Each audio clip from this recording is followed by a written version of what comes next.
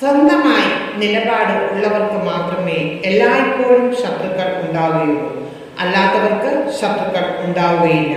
ഓർക്കുക, മറ്റുള്ളവർക്ക് വേണ്ടി നാം നമ്മുടെ ആദർശങ്ങളെ മാറ്റിവെക്കേണ്ടതില്ല. പക്ഷെ വീണ്ടും ഓർക്കുക, നമ്മുടെ ആദർശങ്ങൾ മറ്റുള്ളവർക്ക് ഒരിക്കലും ഉപദ്രവവും ആകാതെയിരിക്കുക.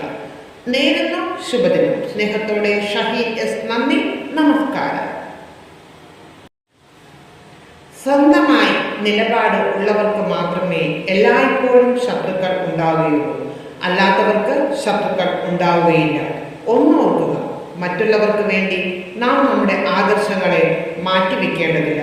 പക്ഷെ വീണ്ടും ഓർക്കുക, നമ്മുടെ ആദർശങ്ങൾ മറ്റുള്ളവർക്ക് ഒരിക്കലും ഉപദ്രവവും ആകാതെയിരിക്കുക. നേരുന്നു ശുഭദിനം. സ്നേഹത്തോടെ ഷഹീൻ എസ്. നന്ദി, നമസ്കാരം.